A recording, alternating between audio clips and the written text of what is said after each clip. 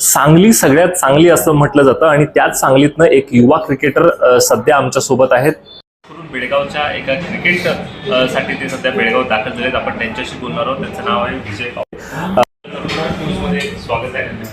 काय सांगाल, बेळगाव तलावात बेळगाव विविध क्रिकेट अशा म्हणल्या जातात आणि त्यासाठी तुम्ही खास बेळगाव आला?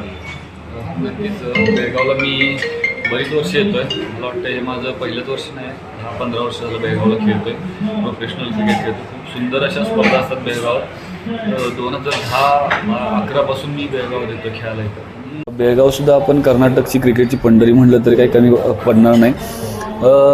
भरपूर असे लोक, भरपूर असे मित्र मला क्रिकेटमुळे दिले आणि ते बेळगाव असं नाही, कर्नाटकच्या पूर्ण भागातील असे खूप सारे लोक आहेत जे मला क्रिकेटमुळे दिलेले आहेत. नक्कीच. पण तुमचा क्रिकेटकडे वळण्याचा प्रवास हा कधी सुरू झाला?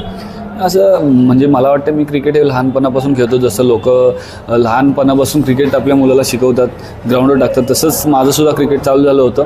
मला वाटतं आमच्या इकडे क्रिकेटचा काही असा मोठा गंध नाही घरातल्यांना. कोणी प्लेयर नाही किंवा काही क्रिकेटचं छंद नाही, पण आमच्या लोकांच्या सोबत, गावातल्या लोकांच्या सोबत आम्ही जसं क्रिकेट चालू केलं, मुलांचं क्रिकेट बघून आम्ही ते चालू केलं. मला वाटतं तोच एक माझ्या आयुष्याला वळण देणारा भाग होता. ती वेळ होती की ज्यावेळेस मी माझ्या गावातल्या लोकांसोबत क्रिकेट चालू केलं खेळायला आणि मला वाटत नव्हतं माझी क्षमता असेल की आपण कुठेतरी जाऊन पुढे राज्यस्तरावर खेळ, इंटरनॅशनल लेवलला खेळ. पण हे क्रिकेटची देण आहे, कुठतर मेहनत केलेली फळ आहेत असं समजून चला. या क्रिकेटमध्ये खेळत असताना तुमचं प्रेरणास्थान कोणाकडे बघून तुम्ही खेळता? नक्कीच प्रेरणास्थान असं नाही, क्रिकेट हेच माझं प्रेरणास्थान आहे. माझे आईवडील माझे प्रेरणास्थान आहे, माझी गावातील लोक माझी प्रेरणास्थान आहे. कारण त्यांनी माझ्यावर ठेवलेला विश्वास असेल, त्यांनी मला दिलेला पाठिंबा असेल, त्यांचं दिलेले काही मार्गदर्शनाचे महत्त्वाचे मुद्दे असतील, बोल असतील त्यांचे, ते घेऊन मी पुढे चालत आलो आहे. म्हणजे आतापर्यंत तुम्ही इतकं क्रिकेट खेळलाय, असा कोणता सामना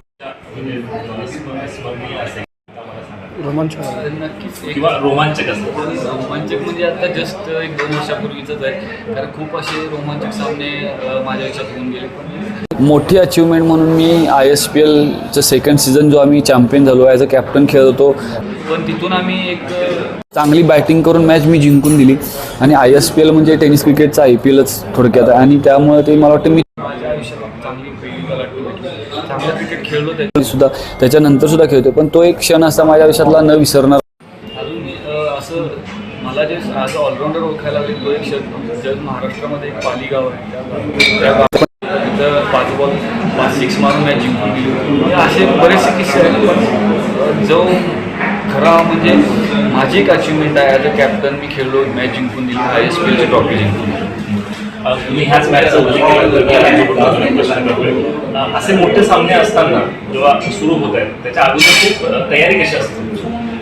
तयारी नॉर्मलच असते, कारण आम्ही रोजच वेगवेगळ्या भागात क्रिकेट खेळत असतो. आमचं क्रिकेटच प्रोफेशनल आहे, तर तयारी अशी स्पेशल काय नाही.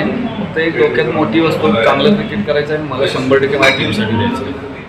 बरोबर. तुमच्यासोबत अजून काही काय सल्ला सगळं असं नाही, पण एक अनुभवाची बोल बोलीस. मी माझं क्रिकेट 17 ते 18 वर्षाचं क्रिकेट खेळलो आहे आणि त्या क्रिकेटच्या खेळत असताना एक संयम बाळगायला पाहिजे, प्रामाणिकपणा ठेवायला पाहिजे आणि मेहनत करायला पाहिजे. तुम्ही ह्या 3 गोष्टी सोबत बाळगल्यानंतर मला वाटतं चांगलं क्रिकेट, चांगलं करिअर घडायला म्हणजे कुठं तुम्हाला मागे पडणार नाही. कारण तुम्ही संयम ठेवला तर 100% तुम्हाला पुढे जायला कोणताही माणूस अडवणार नाही, कोणती व्यक्ती अडवणार नाही. प्रामाणिकपणा ठेवा, कुठलाही धोका मिळणार नाही आणि कष्ट केला तर तुमच्या सगळ्या अचिव्हमेंट पूर्ण होतात. पुढच्या 5 वर्षात काय टार्गेट आहे, काय ध्येय आहे? टार्गेट ध्येय तर मी काहीच नाही बघत, कालच्या गेलेल्या गोष्टीचा विचार नाही करत, उद्या येणार उद्याचा विचार नाही करत, आज प्रेझेंटमध्ये जगतो मी.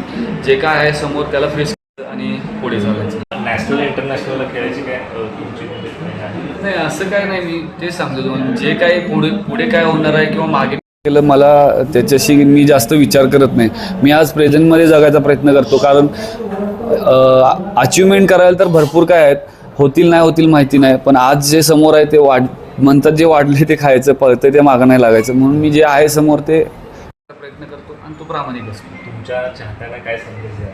म्हणजे खूप फॅन फॉलोअर्स आहेत, फॅन्स लोकांच्या मुळे आम्ही मला वाटते चांगलं क्रिकेट खेळतो, त्यांचा आशीर्वाद आहे म्हणूनच आम्ही तुम्ही देखील इथपर्यंत आलाय, मला वाटतं तुम्ही देखील क्रिकेट खेळताय, तुम्ही सुद्धा आपल्या क्रिकेटवर प्रेम करताय. त्याचप्रमाणे भरपूर असे आमच्या मला वाटतं पूर्ण देशातल्या प्रत्येक भागातले असणार लोक आमच्यावर प्रेम करणारे आहेत. त्यांचा आशीर्वादच घेऊन पुढे जातो. असाच आशीर्वाद आमच्या पाठीशी राहू दे त्यांचा, आणि क्रिकेटवरती त्यांचा असंच, कारण प्रेक्षकांच्या विना क्रिकेट अपूर्ण आहे. तुम्हाला IPL खेळायला आवडतं असं नाही, IPL खेळ सगळ्यांचीच आहे. IPL म्हणजे काय असं नाही की आपण गेलो आणि मिळालं. खूप मोठी मेहनत मागं, आणि त्याच्यासाठी सॅक्रिफाईस करणं गरजेचं असते. खूप काही गोष्टी सॅक्रिफाईस करायला पाहिजे, आणि बघू, प्रयत्न शक्य झालं तर खेळू. दादांसारखे जे युवा क्रिकेटर सगळ्यांना प्रोत्साहन देतात, काय सांगाल? नक्कीच मी मागाशी सुद्धा माझ्या बोलण्यामध्ये तेच उच्चारलं की शिवराज दादा असतील किंवा या भागातील बरेच असे कर्नाटकमधले बरेच असे लोक आहेत जे आम्हाला क्रिकेटमुळे मिळाले. आणि असं नाही ना आता त्यांचं आमचं की बाई फक्त क्रिकेट झालं आणि संपलं. म्हणजे आयुष्यातला भरपूर असा वेळ त्यांनी आमच्यासाठी खर्च केला आहे, भरपूर असे आमचे प्रश्न त्यांनी सॉल्व्ह केले. आम्ही आमचा आणि त्यांचा काहीच असा संबंध नसताना सुद्धा कुठलाही फोन गेला तर नक्कीच ते सॉल्व्ह करतात. आणि एक मोठा भाऊ म्हणून ते कायम आम्हाला आमच्या पाठीशी असतात. आम्हाला काही चुकलं, कधी मॅच चांगली केली, खराब केली तर मार्गदर्शन करत असतात. मला वाटतं ह्या भागातले सुद्धा लोकांनी त्यांचं मार्गदर्शन स्वीकारायला हवं, त्यांच्या पाठीमागं त्यांच्या सोबत उभं राहायला हवं. कारण एक चांगलं आणि प्रामाणिक व्यक्तिमत्व आहे जे आम्ही अनुभवले, तेच तुमच्यापर्यंत पोहोचवण्याचा प्रयत्न करतोय. नक्कीच तुम्ही सुद्धा त्यांच्या त्यांच्यासोबत उभा राहून त्यांना सपोर्ट करा. तुमच्याशी बोलताना मला हे जाणवलं, स्ट्रगल केल्याशिवाय काहीच होत नाही, पण असे स्ट्रगल करणारे खूप खेळाडू आहेत, त्यांना काय संदेश द्याल? असा संदेश काही देऊ शकत नाही मी. मला वाटतं मी स्ट्रगल, मेहनत करा फक्त. मेहनत केल्यानंतर फळ 100% मिळतं, पण ती मेहनत ही प्रामाणिक असणं गरजेचं आहे, योग्य दिशेनं असणं गरजेचं आहे. एवढंच करा की फक्त ती मेहनत तुम्ही कोणत्या कारणासाठी करताय, कशासाठी करताय, तुमचा मोटिव्ह काय, आणि ते कोणत्या दिशेनं आपण चाललंय. मेहनत तर भरपूर लोक करतात, काही लोक सक्सेस होतात, काही अनसक्सेस होतात, पण सक्सेस झाल्यानंतरच मेहनत फळाला आली असं नाही. त्यातून काही सक्सेस झाल्यानंतर सुद्धा आपण त्यातनं काहीतरी शिकतो, आणि ते थँक्यू. तर हे होते युवा क्रिकेटर विजय पावरे.